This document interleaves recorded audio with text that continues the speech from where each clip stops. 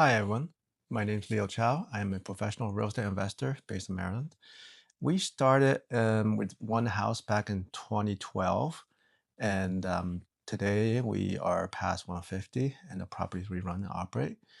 And we specialize in the process of acquiring the property, fixing the property, doing all the research in between, getting to market, and getting it placed and fully operating. So we do the start to finish. We are best at the investment stage. We look at numbers, we look at the area, we look at all the possible things we look at, and then we take action. And we built a portfolio over the past decade, and that's what we're good at. We have in-house property management of the people we've worked with for years to take care of the properties and operate. And we also have in-house brokerage that we do the paperwork, we understand the details, and this makes us a fully integrated property operation. And that's one of our strengths. And our goal the years ahead is to continue to work with our clients, uh, continue to improve our properties, and bring about a better future and most likely more affordable housing. Affordable meaning that most of our properties are at the more affordable in terms of rent for the market. We're looking to add more units to the market and help more owners provide more rentals for the market and good quality as well. Today, we're taking a deep dive into the history of Skylake Properties, how we got here, and where we're going. There's a big batch in the middle. So we gotta go back to the beginning. Back in 2012, I came into possession of a property in New York due to circumstances outside of my control. Basically, in my 20s, I was very, very active on getting degrees from different schools and becoming an academic. And that was the stage where I was completing my PhD and interviewing for college professional jobs all over the country. And something quite unexpected happened, and I basically canceled my plans instantly across the board. And then I had a property to deal with, and I have massive, massive responsibilities that land on my shoulders. So my former aspirations had to change very quickly. This is a common story with a lot of immigrants to the country where they may be professionals in the home country and then they shift responsibilities and I had to start over. So basically, this is a story of a restart of life. And so I became a entrepreneur for a lack of choices, which is also a very common story with many immigrants. They became entrepreneurs because they have to. And it wasn't, it was pretty bad in the beginning, meaning that even though I did have the house to work with, I was basically making income from renting rooms. In New York, this is very common. When you don't have money and you have access to property, the best thing to do is rent rooms to other people. And this is also how President Trump's grandparents started in the US. They rent rooms in New York to other people. And that's how things started. Now, from there, that's where I got my main experience in real estate. And there was many, many problems, cleanup issues, piping issues, all kind of issues. But that's also where I learned the hard lessons of how to deal with people, how to deal with property. And then I became used the savings I have access to buy the next property. I actually took out a loan on that property to buy additional properties. So the initial stage of the business was a lot of active management of capital, a lot of work. I was basically a janitor for 2 or 3 years. That was kind of a big change from aspiring academic to janitor instantly. That's what you got to do to get business off the ground. And that's part of the nitty gritty of starting a business. So we started in New York, but now we're in Maryland. The story of how that happened was that my significant other, she was working at Johns Hopkins Hospital for quite a while, and I joined her periodically. And then being down in Maryland, I started researching the Maryland market. And I saw more opportunities in Maryland than New York just because it's less saturated than New York in terms of location and units. And when I found to be viable, I decided to take a loan from a New York property, 400,000 to be exact, and use that as a starting capital, loan based, to acquire properties in Maryland to fix up and lease. And that was working out of Civic. That was interesting days. Most companies, they have their founding story. For example, Amazon, back in 1999, they were working out a garage. Same thing with Apple. Even Samsung, when they first started, they were a corner grocery store. And Berkshire Hathaway, back in the 70s, they had a conference room of like, I don't know, in a hotel room of 20 people in their annual conference. Now they have tens of thousands in annual conference. So every company has an origin story. So we started with just one property in New York, which was 2 units. And then 2017, I remember we're at 13 units. That's when we actually paused the business to regroup. And from that pause, we actually went on a major push past that point. The reason for the pause was that we looked at our model, and then it, it was good for what it was doing, but then it was not at a level where it was not quite professional. So 2017, from 13 units, we paused. When we relaunched, we looked at how other investors on the market do their work. How do they do their financing? How do they do their work? How do they fix it up? What kind of contractor base they're using, the materials, and the style. And we decided that we were basically going to copy the other investors and then find out how they do it and possibly do a better job. And what we found after shopping around the market was that we can qualify as a small developer at 13 units. So we talked to many, many, many banks until we found one. And then we started to put in a banking application as a small developer and got a commercial loan. So we got $1 million credit line as a small scale developer. And then we started acquiring small residential properties that need repair to fix it up using the commercial loan. The difference between commercial and residential loan was that commercial was a lot faster, meaning that we can buy 5 units at a time, put in the funding, get it fixed, get it leased, use the new income to buy the next one. And that was commercial scaling. And we did that for about 4 or 5 years. Now, and then there's COVID in 2020. 2020 was a time of pretty much chaos. In March of 2020, everything shut down. We could not shut down because we were in the housing service sector.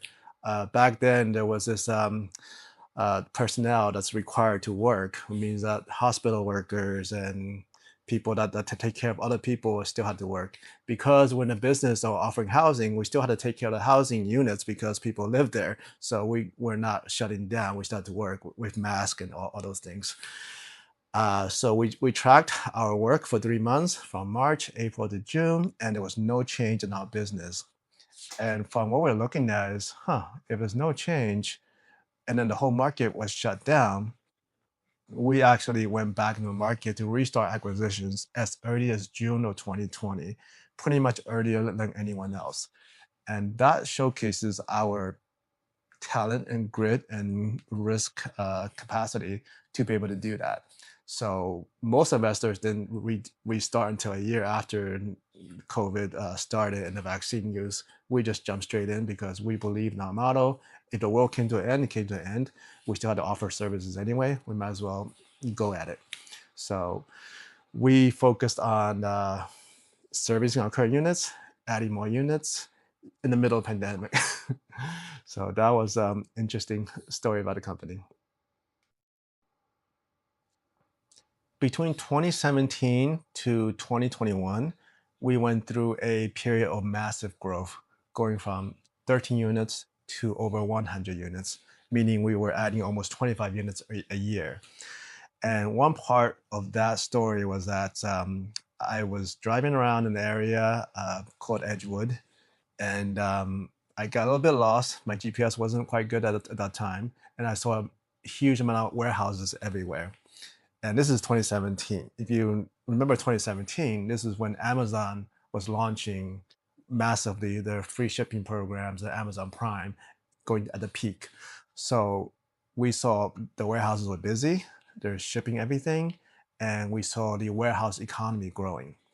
And then the area we were in, we also saw many townhouses and condos in pretty good condition. And the price point at that time was quite low for the quality of the housing there. So we connected housing inventory with job opportunity at the warehouses, and we decided that was a potentially good area to be in. So we purchased one condo and we did everything we can, and then we marketed it. And the increase was steady. We got a good tenant. And when we saw the level of inquiry coming in, being that from data science background, we looked at the data looked good, there's great demand.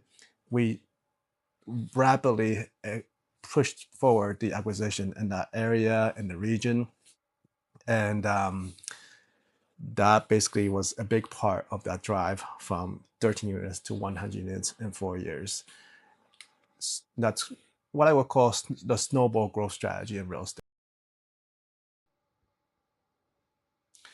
Today, we're focused on building the team and then working on sustainable growth. We are in a market environment where things are not going too far in terms of acquisition or sales. It's kind of a strange market in the current economic market. We focus on improving our operations, getting better tenancies, improving the quality of our units, and we are looking at potentially expanding our operations range to cover a larger area for our brokerage. We are focused on helping people buy the right house, sell the right house at the market that they want to sell at. And we are also expanding into different types of rental. For example, medium-term rentals. We notice now there's a demand for 3 months, 6 months rentals where there's no 1 year lease. And this is common with a lot of contractors that travel on 4-month contracts for work, including traveling nurses, contractors that build warehouses or data centers. And we're servicing that market with furnished rentals. And there's also an active Airbnb vacation rental market. We noticed that there's a demand in the market for professional management of those units because it is a ton of work. We've done some in our past before, and that was a huge headache it's basically running a hotel with professional house. And that's a huge headache for many owners. And we're looking to see how we can help those owners operate their vacation house better within the county rules that keeps changing and helping them stabilize and improve operations. I'm a big fan of Warren Buffett, the famous investor that been investing for over 80 years since when he was, I don't know, 10. He believes in sustainable growth, and that's how we build our business. We want sustainable growth. In our future, current future and forward, we want to look at what can we do that's sustainable for 5 years, 10 years, and 50 years. We focused on a niche market, meaning that the geographic region that we're in within 1 hour driving radius, and we want to be on top of what we're running. We don't take business we can't handle. We want to be able to see what it is we're working on. We want to see the people we work with. Clients, we'll see them not all the time, but we also see our clients. Our niche market is small rentals and then small properties or small multifamilies, because we believe ultimately household size is getting smaller and most people are more comfortable in a smaller unit than a giant house that has difficult heating and cooling and all those issues that might come up. Coming from New York, I think I'm more adopted that small units are probably fine. So there's big units to other people, but we focus on servicing the small unit market. And then we believe in innovation, meaning that we look at our problems, how to solve it better. So we just going to keep tackling our problems and try different ways of tackling it. And we have a long timeline. We play long-term game, meaning that we don't take shortcuts and we don't want to work with people that have a short-term mindset, meaning that we want to be working with the same person, ideally next 5 years, next 10 years, next 50 years, and hopefully we'll live that long. So in terms of the real estate market, we are professional investors. And a market that goes up or down, we focus on operations. We want to run the business well. We want to run the property well. we want to always be working with good tenants and good people and find out how to make that happen. We are housing experts and we see the world as ever changing. And for example, one thing we see today is vehicles are becoming capable of self-driving, and the cities without public transportation, that makes cities becoming more livable without public transportation. And the other thing that's happening in our society right now is people are getting older and older and becoming still quite capable while they're getting older. It's a population trend. And we see housing need as changing as well with that, meaning that people need a place to live where their family can visit and where the care workers can visit. And we can see we can modernize current housing or bringing about new housing that facilitate elder living scenarios. And we can be part of that future. And as far as our company, we look at our work as building a launch pad, meaning that we're building a launch pad to launch rockets, and the rockets are the projects. So our project could go into having housing that's more workforce housing for people living close to cities, where they can get a self-driving van that takes them to the cities without the high cost of living in the cities.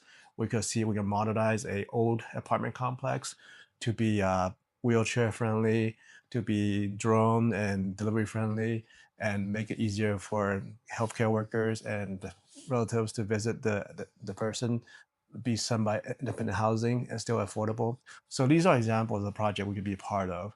And we're building a base today to be part of that future and deliver solutions. We share the history of Skylake Properties, how we came from almost nothing to now a fully operating company today. The future is unknowable. We don't know what the future looks like, but we believe the path that got us here, all the work that we did, all the items that we built is going to be part of the preparation for tackling the future challenges. The future, again, looks bright to us. We believe we can help build a bright future. And we are happy to take you along and share our path. And we look forward to seeing you in the future.